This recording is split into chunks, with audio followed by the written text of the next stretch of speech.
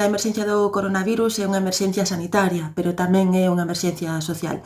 Se da crise de 2008 amplas maiorías sociais saíron empobrecidas e precarizadas, agora mesmo hai unha gran cantidad de familias que da noite á mañán se atopan sen ingresos. Por eso, dende amplos sectores se solicita que se implemente unha renda básica que poda garantir as necesidades esenciais de vivenda, alimentación, medicamentos, etc.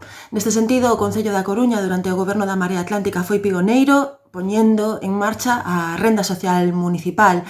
E agora mesmo, prevendo que cada vez son máis persoas as que se van a topar sen ingresos, de maneira inmediata, propuxemos no Concello que se amplíe esta renda social municipal. En primeiro lugar, que se amplíen os fondos para facer fronte a máis solicitudes. En segundo lugar, que se flexibilicen os criterios para poder chegar a máis persoas.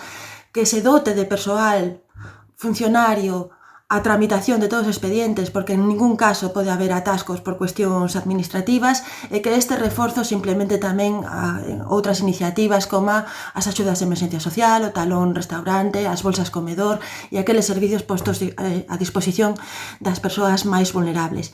Nos chegan con preocupación noticias de que a Xunta de Galicia non está tramitando novas solicitudes de RISGA, de renda de inserción social, algo que consideramos agora mesmo absolutamente fundamental, e agardamos que dende todas as administracións se poña en marcha ese plan de choque social destinado a que ninguén se quede atrás e teña que prescindir das súas necesidades máis básicas.